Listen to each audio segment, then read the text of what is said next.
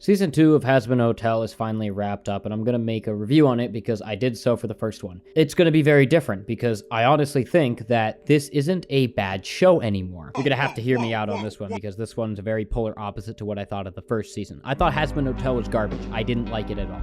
I thought that it was boring, mediocre. It had some great moments and some great music, but that's it. Now, Season 2 rolls out, I start to realize that this show I treat more as a guilty pleasure. Like, I know it's bad, I know it's not good for me, and I know it's written horribly, its characters are bad, and its plot's a little bit boring, but I can't help but watch it because it does have some good moments in it. So let's start this review. I'm going to be going through episode by episode, just telling you everything that I like, dislike, and agree with, disagree with about Hazbin Hotel Season 2.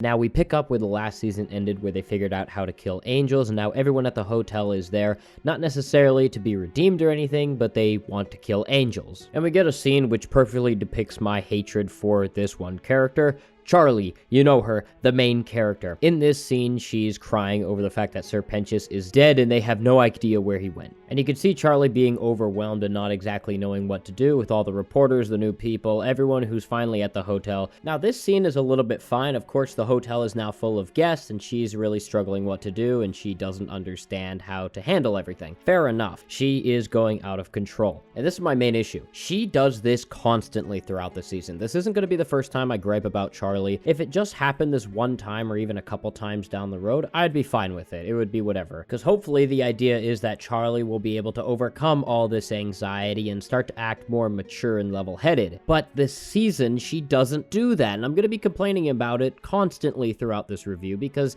it's annoying. We're going to move on to this next scene where we're introduced to Vox. He's a TV demon that ends up controlling the mass media via television. And this guy's design is cool as fuck. He's a giant TV. He has some amazing action sequences that go perfectly with the animation. It's gorgeous. And even some of his scenes when he's being a little bit more evil are just vile. Like, you feel like he's definitely doing evil things. I don't care what happens. However, this problem doesn't just persist with Vox. It happens to a lot of characters in this show. They're just written too childish. Like, when Vox is having his evil plans and fighting, like, yeah, you can see it on screen, it looks pretty damn good. But when you just let him be his normal self, like when he's talking with his assistants or when he's talking to Val, it doesn't feel like he's menacing at all. It feels like he's a Scooby-Doo villain, honestly. He talks like he's trying to engage with a 12-year-old audience, when in reality, the situation that's happening in the show is meant for adults. It's some heavy stuff that's going on, which I'll get into later. And that's a problem not just with Vox, it happens to a bunch of other characters. Namely, the King of Hell himself, Lucifer. Lucifer is written like a child who doesn't understand parenting, despite him being older than time itself, it seems. Like, he's very immature, he doesn't talk that well. A lot of his dialogue just feels like it was written for a child audience. And they do have a cool scene where Lucifer shows off some of his power to Vox, and it's a very well done scene.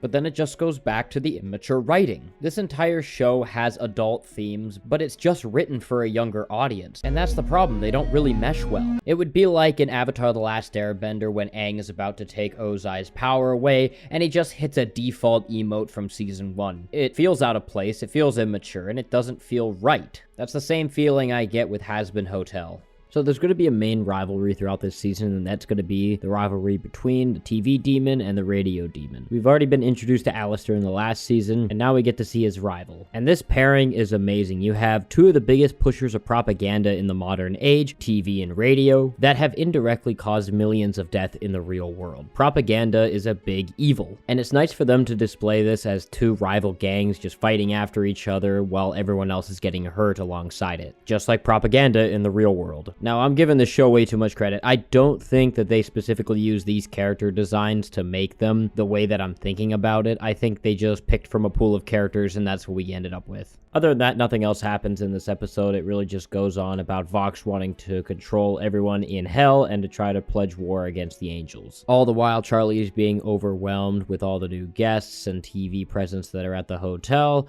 and her friends try to comfort her. That's the whole episode. Episode 2 starts us off in heaven, and I really like this episode transition because we start with the first episode where we learn what's happening in hell and everything to get caught up there. And then we switch to episode 2, which is only about heaven. It's a great way to get caught up. Anyway, this episode really has the meat and potatoes of what I want to talk about because they introduce a lot of the philosophical questions that I was really attached to this entire time while watching. We see Sir Pentious, who is now a redeemed angel, standing before a high and mighty court in front of the Seraphim. They're trying to figure out if he was able to sneak in or how did he get in because they still don't believe in being reformed. And this is where he brings up his past sins. So, Sir Pentious lays out his story that he indirectly murdered about 3 people by knowing the identity of a serial killer who was going around murdering people, and instead of calling the authorities or dealing with it, he decided to save his own fate, which made him end up in hell. And this is very interesting to think about because you can see how he was able to be redeemed. Instead of sacrificing others to save his own life, how about he instead sacrifice himself to save the lives of others? That's a perfect way to show someone being reformed for the first time, as it's not too serious and you can kind of wrap your head around it. Like, yeah,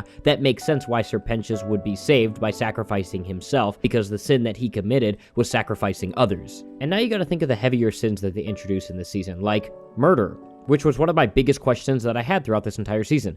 How do you redeem a murderer?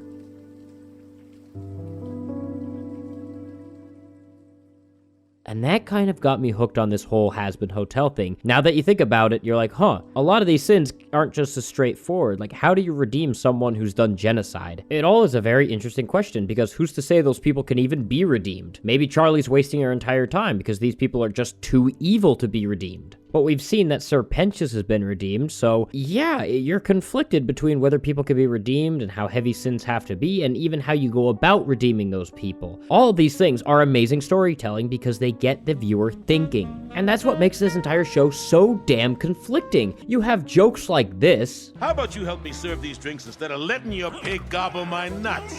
And then it cuts to a philosophical argument that's been going on for eons in human history about can people truly be redeemed from the vile sins that they've committed. It's weird. But whatever, Sir Pentious is now welcomed into heaven, and then a song kicks in. Not bad. Now let's check out this next track. What's your guidance? Please show me the way. You speak of choices made by other voices. This song is too peak. I don't know how I would be able to rate something like this. My mind is a blur right now because this sounds like something that would belong in the Prince of Egypt, not a fucking YouTube startup animated series about nothing but sex jokes and cursing. And what's being sung about is very heavy shit. Currently, the Seraphim is talking to the voice of God. That is that giant yellow angel that is talking to the Seraphim. The Seraphim is absolutely devastated because now she knows redemption is possible, so she just sent to death a ton of demons that weren't even supposed to die that could have been saved a different way. So now she has a huge weight on her shoulder that she's trying to talk to God about, and God throughout the entire song is telling her what to do, and Seraphim is not listening and keeps trying to repeat the questions. Like, how do you even go from nothing but a butt joke, nut jokes, and gay sex jokes to this shit? This is peak! How? Now I hope you understand my frustration with this series. You cannot have such quality in certain sections and then completely dive off in other sections. Like the Nostalgia Critic said, we then cut to the credits because this Woo! That's a hot daddy. perfectly follows this. Could, with more faith in them, be good, be changed. Tone is more than a shade of color. and that is the biggest issue I have with this series.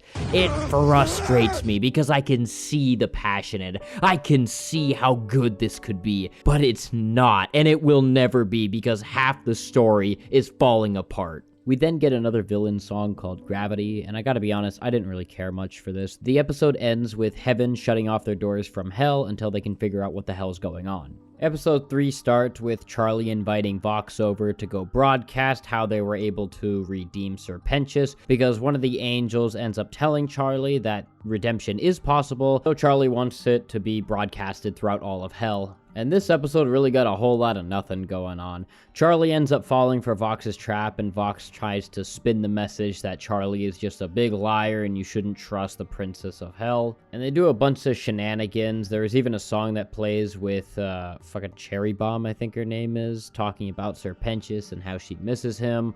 It's okay. And you'll notice that throughout this whole season, a lot of these characters do dick diddly squat. They're just there to either fill in a plot hole or nothing. But I think the biggest thing that came from this episode is when Charlie tried to figure out how Serpentius was able to be redeemed, they automatically thought that everyone had to make a valiant sacrifice. So they strapped Hux to a train and Angel Dust was supposed to save him. Something goes horribly wrong, Angel Dust does save him, and that's the end of it. But Vox ends up chiming in and trying to escalate the situation to make Angel Dust confess that he, in fact, is a murderer and killed his dad, which is pretty heavy shit. And this was the point in the story where I had that question floating in my mind, how do you redeem a murderer? Because Angel Dust is a murderer now, and he can't follow the exact same path as Serpentius. So now you gotta start thinking, well, how does Angel Dust get redeemed? How is he going to get his salvation? Starting this episode, Charlie goes to Vox's headquarters to try to spill even more news to the masses, claiming that her hotel works with no proof.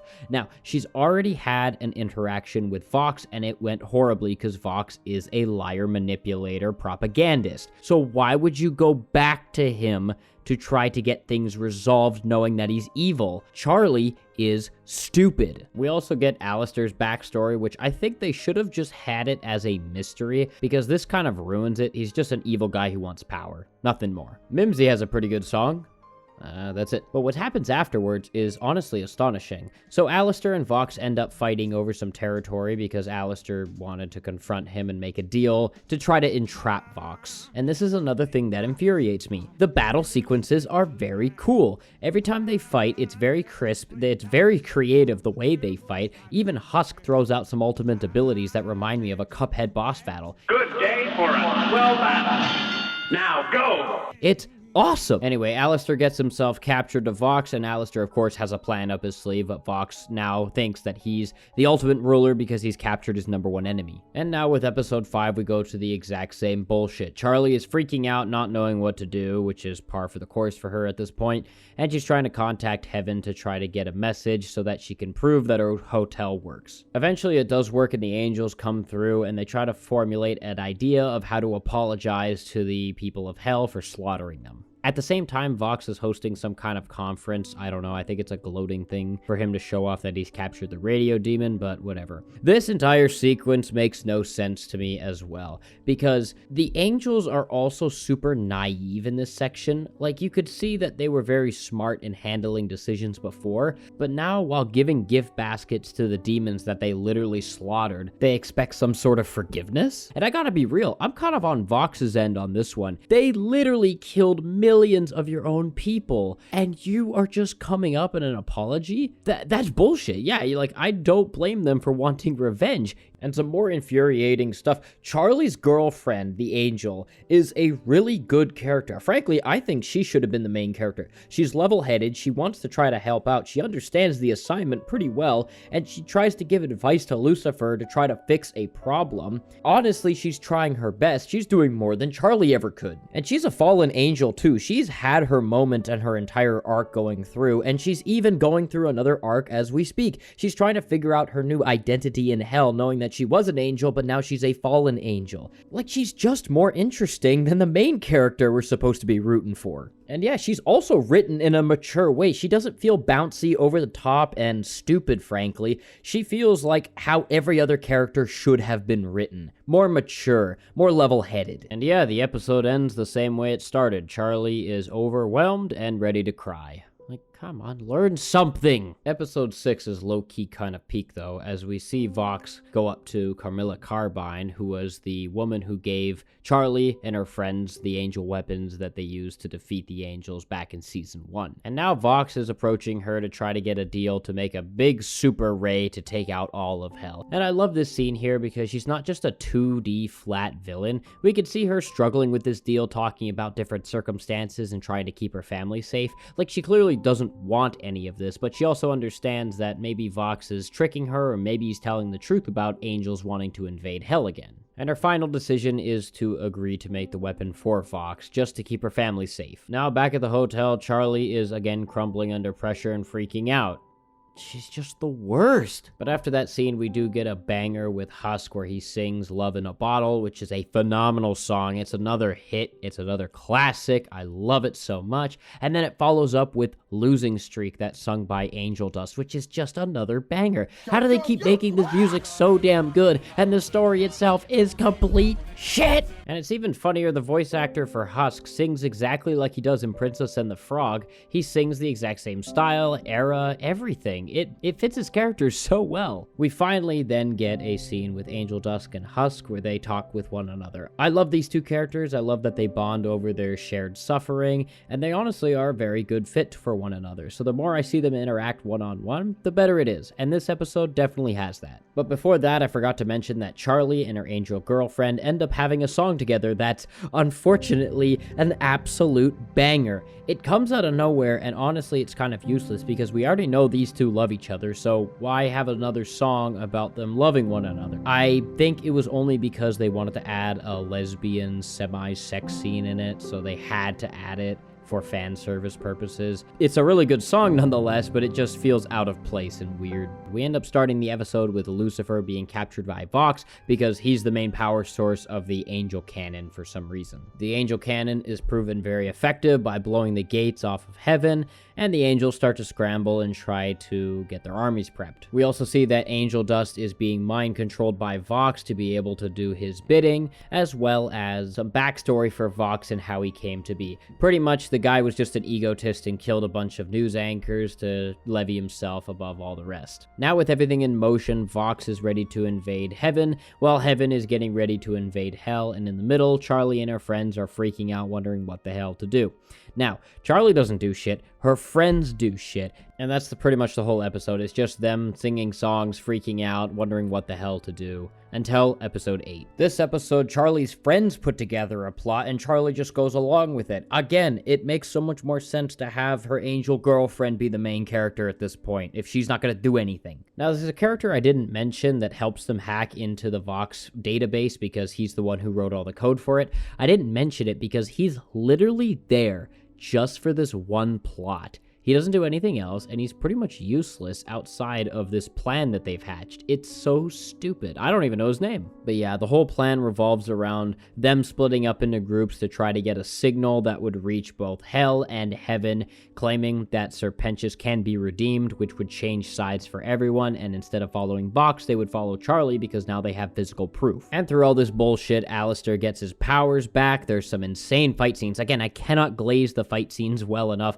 because they are just top tier. The way they fight, the action, the camera work, it all's perfect. It's so good. And it all ends with Vox turning the cannon on pretty much everyone else in hell, and the angels helping out everyone to try to save as many people as they can. Realizing that Vox is the villain, they end up turning on him, but the cannon is about to blow up, and this leads to a very cool sequence where everyone, good, bad, no matter what, puts a little bit of power in to try to neutralize the cannon that's about to go off. And all is well that ends well. They get the broadcast out. Everyone knows that people can be redeemed. It is possible. The angels didn't invade and hell didn't blow up heaven.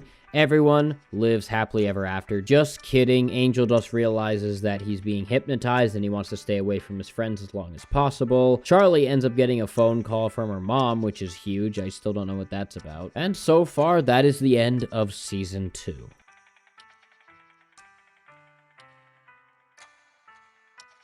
This show got me messed up, man. I don't know how to rank it.